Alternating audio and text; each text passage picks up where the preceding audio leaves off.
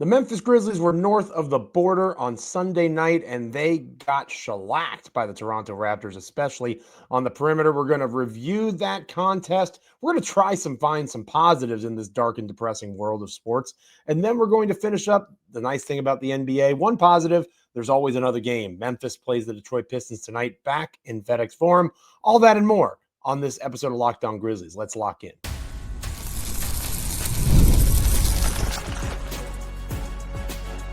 You are Locked On Grizzlies, your daily Memphis Grizzlies podcast, part of the Locked On Podcast Network, your team every day. Welcome to this episode of Locked On Grizzlies. It is I, Joe Mullinax, joined by my wonderful co-host, Mr. Damichael, Memphis Grizzlies beat writer for the Commercial Appeal there in Memphis, Tennessee. So good to have Damichael with me once more, and it's so good to have you with us wherever you are, however you are taking in the podcast. Today's episode is brought to you by Game Time. Download the Game Time app, create an account, and use the code LOCKEDONNBA for $20 off your first purchase. We're free and available wherever you get podcasts. As proud members of the Locked On Podcast Network, your team each and every single day. Like, comment, rate, review, subscribe on Apple, Spotify, Amazon, Google, YouTube. Literally anywhere you get a podcast, you can get Locked On Grizzlies. Become an everydayer. Shout out to, we had a breaking news episode over the weekend, Michael. Yeah, good and work, Joe. You You talked on a little top bit of about it. it. Well, I tell you what, sometimes you catch lightning in a bottle. And I didn't really get yelled at in the comments either. It was lots of positivity in the comments for our breaking news episode. Over 12,000 views and downloads of audio and all sorts of different stuff. So one of our biggest episodes ever. So thanks to everybody that stopped by. Hopefully they subscribed and they're hanging out with us again today. Pretty cool stuff over the weekend for not so cool reasons. And, you know, hopefully we can all move forward from the Ja Morant suspension. He should be back in the Grizzlies lineup tonight against the Detroit Pistons, but he was not in the Memphis Grizzlies lineup in Toronto against the Raptors, and it showed, right? No Ja Morant, no Scottie Pippen Jr., no Ty Jerome. I said in our Locked On short that goes over to the Locked On NBA folks, it's not really a surprise when your team has those three primary initiators out that your offense is going to struggle, Damichael. What was mildly surprising is the fact that Cam Spencer, Jalen Wells, and Kentavious Caldwell-Pope all simultaneously were awful from the field. I think at one point they shot 7 for 31 from the field overall. When you're shooting less than 25% with your three lead perimeter players in a given contest, regardless of what their names are, you're probably losing that basketball game, right? Yeah, but here's the thing. You know, when you think of Cam Spencer and you think of the shots that he's made in his career, what comes to mind? A lot of catch and shoot shots. And we've talked about that on this show before. Yes, we have. When you think of Jalen Wells, what comes to mind? Catch and shoot. Catch and shoot threes. Kentavious Caldwell-Pope.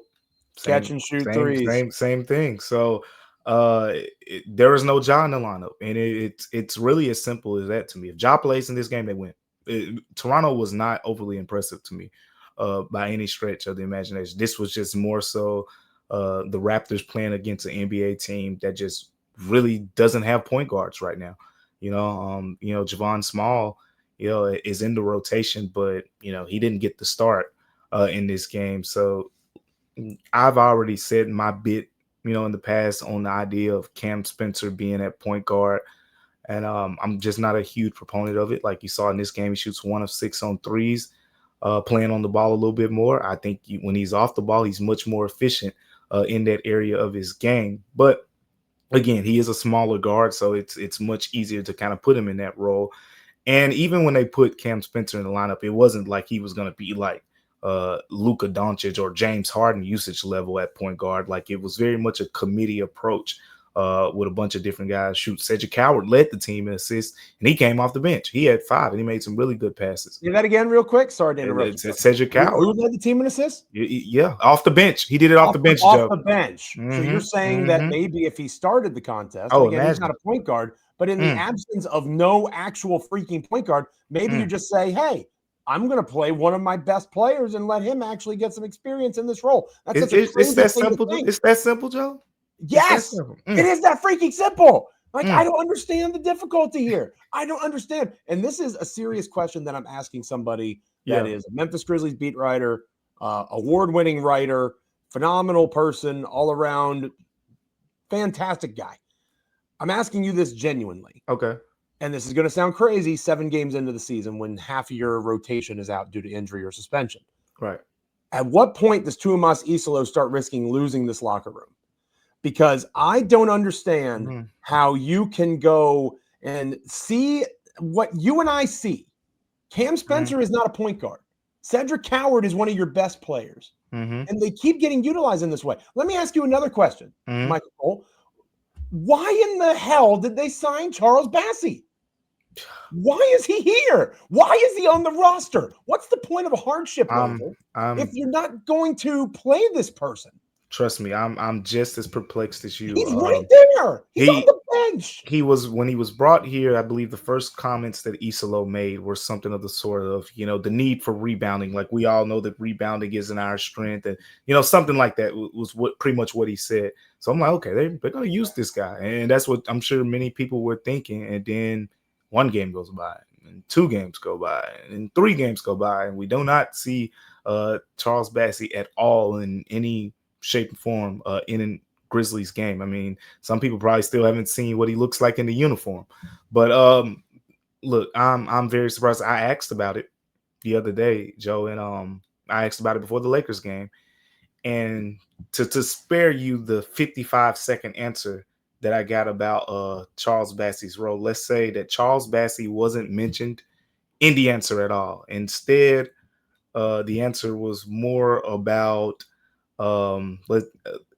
I'll read some of it. I'll read some of it, but I'll read the beginning of it, and you'll get the gist. When I asked Isolo about Charles Bassey's role, he said, "When I look at results wise, I think we can be pretty satisfied that we are 3-2 at the moment after a preseason that featured injuries and some key players missing out time with a new approach. The way we've gotten 2 of those wins has been very encouraging." I'll just stop it right there. But he pretty much continued. What in the hell does that mean? No mention of. I mean, look, at that point, you only can read between the lines. You don't want to be too speculative, but at the same time, he didn't mention him. We expect him to play today or something like so. All intents and purposes, like we're getting close to the end of the 10-day here, and we haven't seen him. Jock Landale, did they go to college together? Jock Landale and Tuomas Isolo? I know he's a younger guy. Did he lose a bet? Like, what is happening? Yeah. What is going on? There was a time in this game when Jock Landale had the same amount of rebounds as Cam Spencer, your supposed starting point guard. So I asked half jokingly, because we're literally months into the season and the Ja Morant suspension. It's important to point out how high Ja was on Isolo. You've asked Ja about it. Others have asked Ja. I firmly believe this is going to be not necessarily a nothing burger, but something that they can move on from. I do genuinely believe that.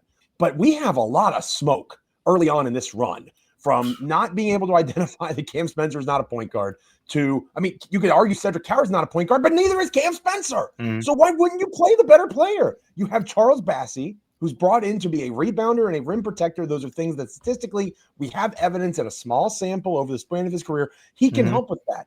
And yet you have Jock Landale still on the court. So I'm genuinely asking, all of this talk about the system and how brilliant this guy was in Paris basketball, I haven't seen it. I haven't seen it. I didn't see it when he was landing the burning plane last season, and I haven't seen it through 7 games. You need to be patient because he doesn't have his rotation. Zach Edey's not out there yet. You don't have Ty Jerome. That's an important cog. I'm acknowledging all of that context. I am voicing frustration as a podcast, blogger, whatever I am, fan host of Locked On Grizzlies. You're Joe Mullinax. Doesn't look good right now. And I'm not even arguing for G.G. Jackson, because if you think Santi Aldama's bad at defense, just watch G.G. Jackson defend. It's not comparable, right? Santi getting strays on that, I don't think is entirely fair at all. But I don't understand the rotations. I don't disagree with Ja. Now, Ja's effort is crap, and he has to fix that. And his body language, his leadership, he's not right either. But I'm asking the same freaking questions of Tuomas Isolo. Look, I'm with you on the fact that it's nothing that I've seen at this point of the season has kind of led me to believe, oh yeah, this is definitely, they made the right hire with this guy. Don't need to interview anybody. I mean, come on, man. They didn't interview a soul. They thought this was the guy. Home run hit. It's nonsense. Now, and you know me. I'm gonna wait for the bigger sample size. I'm gonna wait till we get to see Zach Edey, because we saw last that season. Matters. We saw how important Zach Edey was to what he wanted to accomplish just in that small sample size last season when he threw Zach Edey in there, and we finally saw Edey consistently playing more than 30 minutes in a game. Before that, it was like, wow, look, Edey played 28 minutes today. That's good. And Isola flipped that around and had him playing in the 30s. So I do want to see that part of it. And then like this Raptors game, that just was tough. Like it's hard to throw any NBA team out there and say, hey, go beat another NBA team without a point guard. And the Raptors knew pretty much they weren't going to have a lot of point guards, and they pressured them and they took advantage of it. I'm a call me a Christmas guy, as you probably that's you. I'm a call me a Christmas, and I'm going to give Tumas Isolo the same respect of that energy. But you know what they're starting to put out at all the various stores? Christmas trees, Christmas decorations. Christmas ain't that coming. It ain't as far away as you think. I'm a Thanksgiving guy. I love me a good turkey, some mashed potatoes, candied yams. I'm gonna wait a minute. Yeah. I'm gonna enjoy the month of November, but Santa Claus comes out at the end of that Macy's Thanksgiving Day parade, and it's Christmas time. So we're on borrowed time, and as this team gets healthy, this has to be rectified. I am acknowledging the team's not healthy. I am acknowledging that there has to be more opportunity for cohesion and all that sort of stuff, but I don't see some of these rotation choices. And again, he's forgotten more about basketball than I'll ever know, but I've watched a lot of basketball, and I don't think it takes a freaking rocket scientist or Larry Brown's ghost to figure out that Cedric Howard should play more freaking minutes. Follow us on X at Joe Mullinax. Follow Damichael Cole at Damichael C. Is Larry Brown still with us, by the way? Is he dead? I want to say he's still with us. I'm going to do this ad read here. Can you do some research for me and make sure that Larry Brown's still with us? I don't want to rest in peace too soon. When we come back here on Locked On Grizzlies, when we come back, we're going to try to get in a more positive mindset. Stick around here on Locked On Grizzlies. Today's episode of Locked On Grizzlies is brought to you by Robinhood. Your ambition just met its match with Robinhood. You play for the win, not just on game day, every day. Locking in on every opening, beating your PR, beating it again. Channel that drive into your money. Robinhood puts you in control of your money. Trade stocks and ETFs, options, futures, and crypto all in one platform. You can now build and execute your own trades from a desktop with Robinhood Legends advanced tools, or take advantage of the new Robinhood Strategies with a tailored portfolio managed by a team of experts. You expect more from yourself, you should expect more from your money. Get started today at Robinhood.com/yourmoney. Again, that's Robinhood.com/yourmoney, your money, your move. Today's episode of Locked On Grizzlies is also brought to you by Game Time. Basketball season is officially here, and nothing beats being in the arena for those opening games. But let's be real. Getting tickets can be a total headache between waiting in queues, surprise fees, prices that jump right before checkout. It's easy to get frustrated when all you want to do is cheer on your team. That's where Game Time comes in, the app that gives fans the advantage. It's your ultimate life hack for scoring amazing NBA tickets fast, easy, and stress-free. I love Game Time. I love that what you see is what you pay. There are no hidden fees at checkout. Plus, you can see exactly what your view would look like before you buy your tickets with their in-app seat view feature.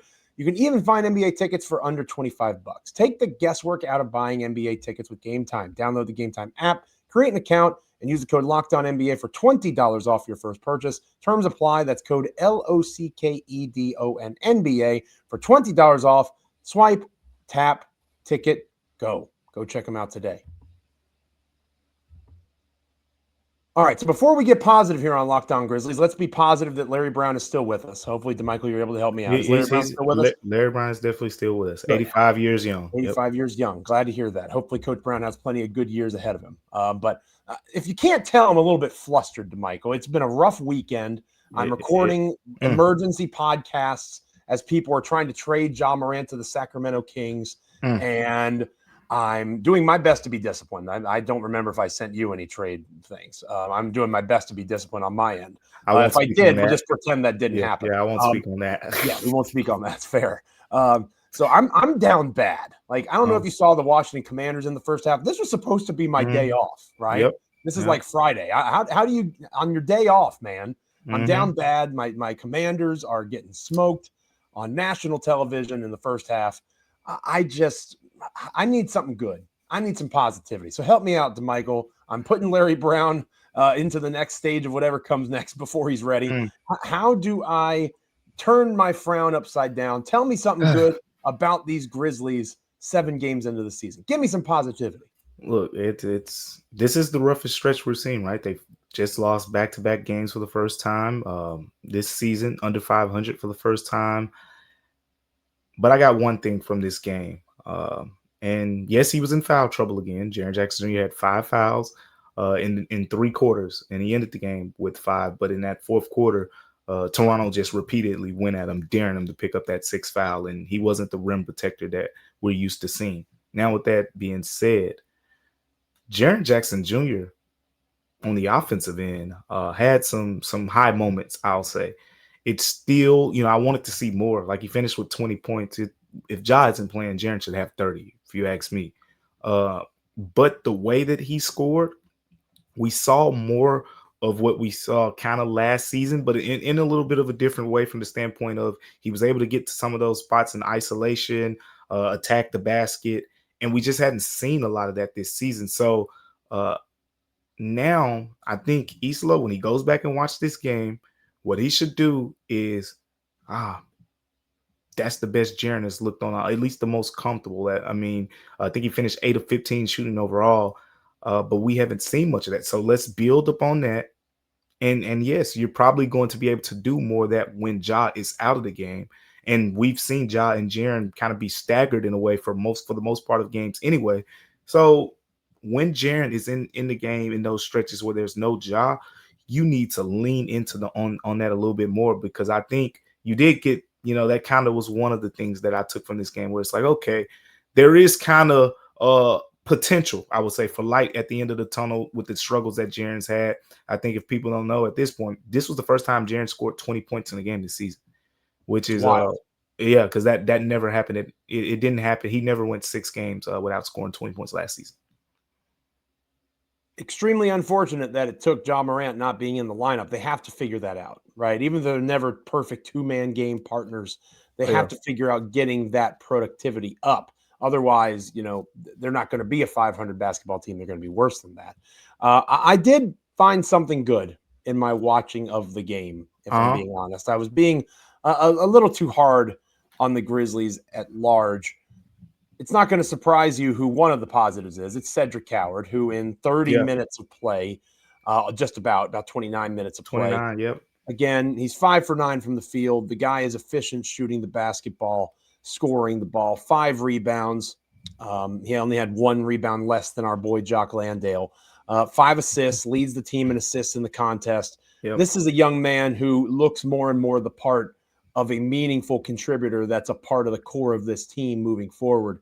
And that's very important. It's important for, Zach Kleiman, to be honest with you, in terms of that continued development and understanding of talent. That's another hit so far, Cedric Coward. And our boy, and I can comfortably say our boy, because, you and I are very high on him. Mm-hmm. Our boy, Vince Williams Jr., had his best game of the season, best game in a very long time. He was solid. 21 minutes played, 14 points. He did a great job off the bench, 3 assists, again, 2 steals. He looked more like himself. He looked more comfortable, more confident. Knocked down a couple threes, That's huge for him, and that's huge for the Grizzlies, because, again, that depth in that rotation has to be solidified, right? Because, again, Ty Jerome will eventually be back. Scottie Pippen I got one more, too. Those are 2 guys that really looked good to me coming off the bench. I got one more for you. Let's hear it. We got some Omax minutes yesterday. Yeah, Omax looked good too. You're not wrong. He was the only player of the guys who played pretty much that had a positive plus minus. He was +6 in 12 minutes of action, I believe it was. And if I'm not mistaken, all of his minutes came in the second half.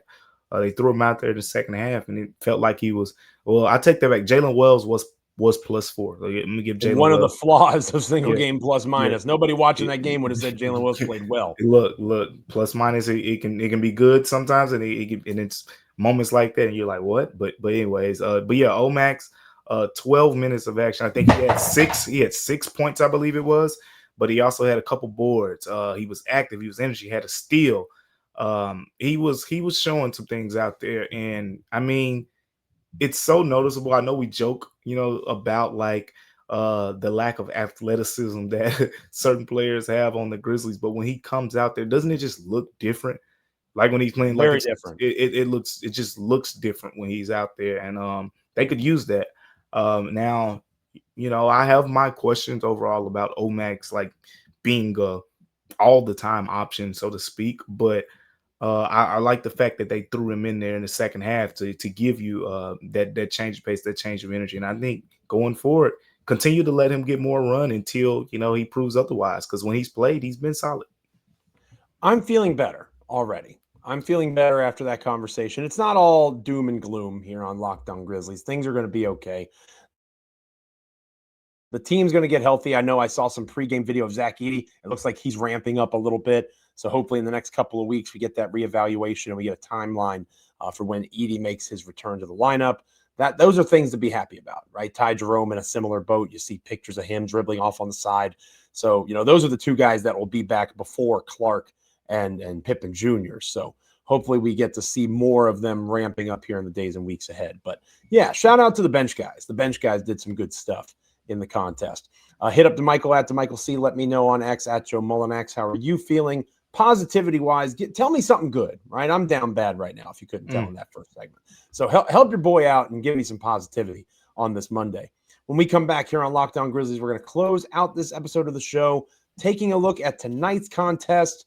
Ja Morant returns almost certainly to the starting lineup. How is that going to go for the Detroit Pistons? Let's talk about that next here on the show.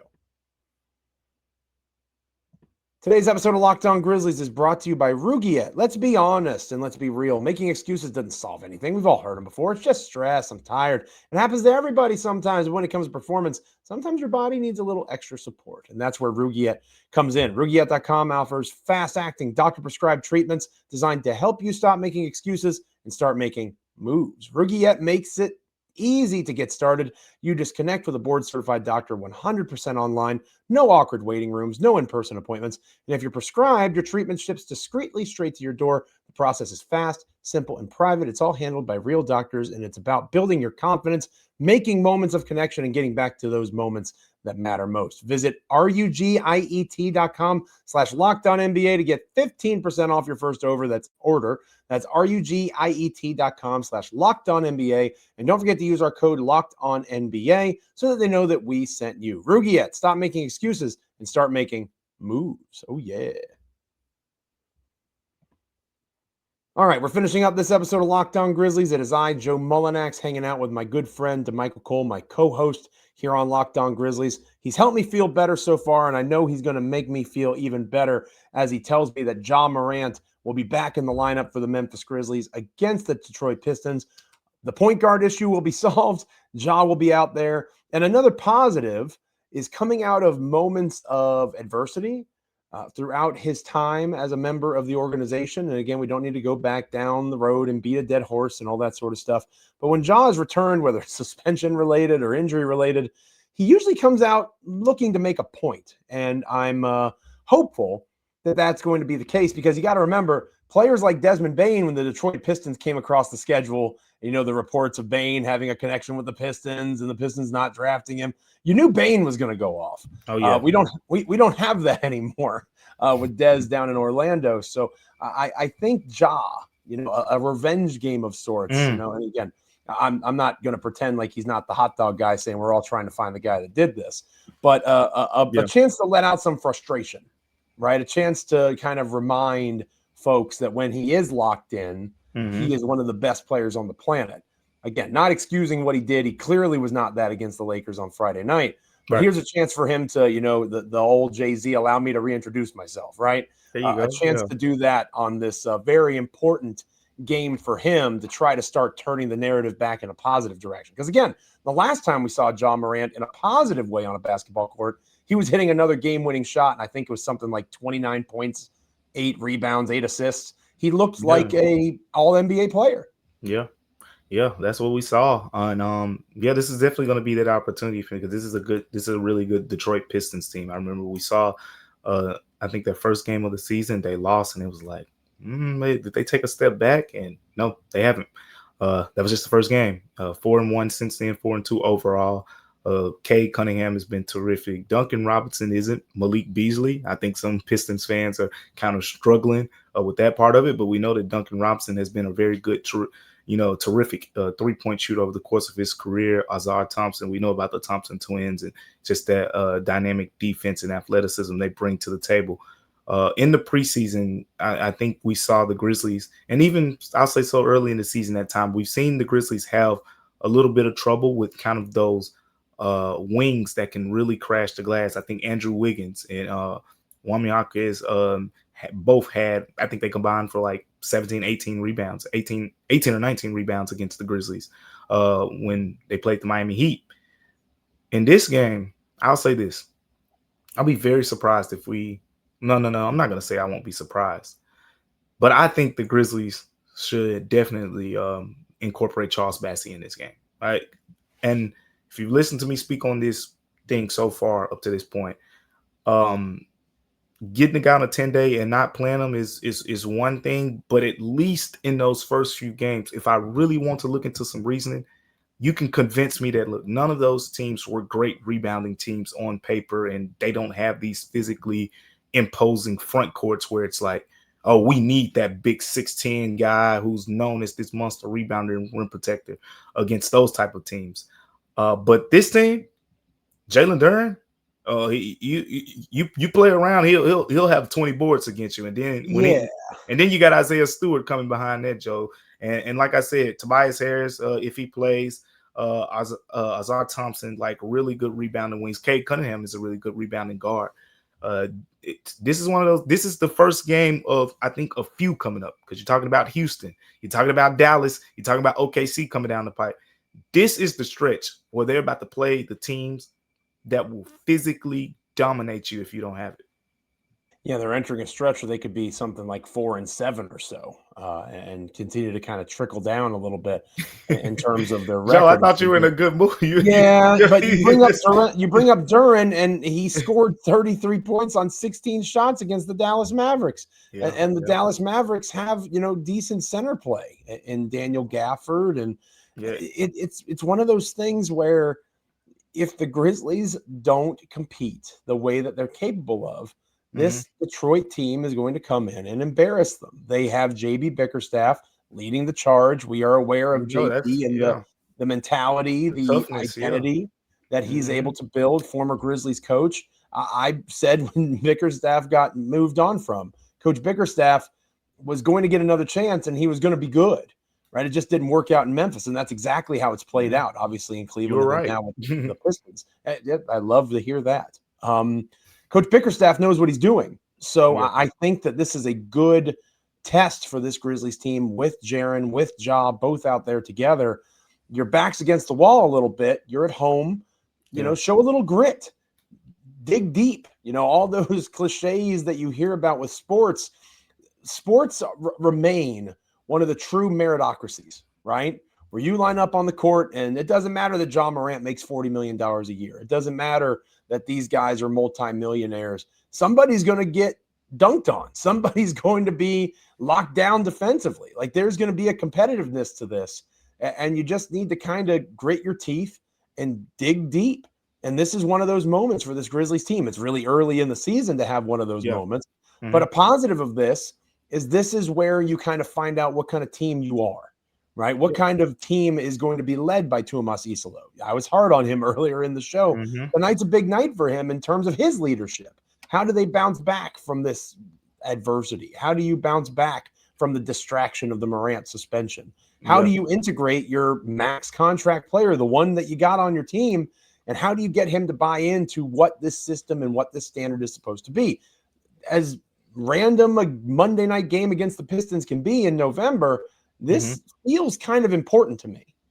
Yeah, and I think it's important for another reason too, because we talked about it a lot last season, Joe. When they played those physical teams, that's where the Grizzlies struggled, and it became a known thing. You even had players, Santi Aldama, was talking about the Grizzlies just lacking that physicality against certain teams, and Detroit is one of those teams. And like I said earlier, up to this point of the season, they haven't played, to me, the big bad wolves, so to speak. Like Detroit's one of those type teams. Now Detroit, they aren't, like the best team in the world. Now, don't get me wrong. Like they have some offensive shortcomings and whatnot.